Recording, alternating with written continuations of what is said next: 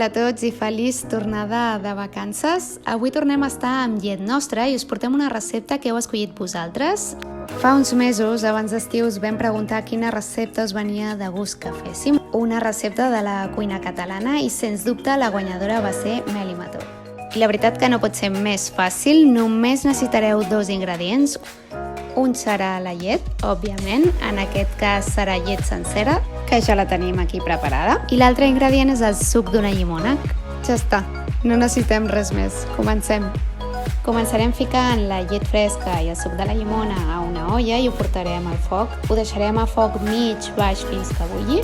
Simplement no feu res, espereu a que bulli i veureu com quatlla.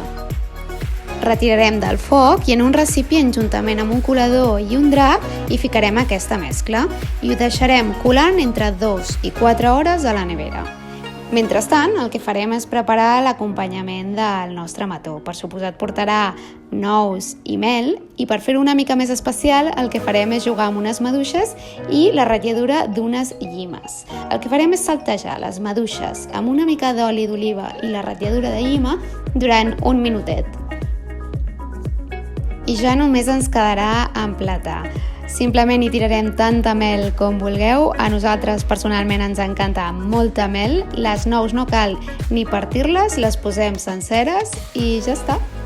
Ja veieu que és un plat senzillíssim de preparar, que agrada a tothom i que si teniu convidats a casa quedareu superbé. Disfruteu-lo.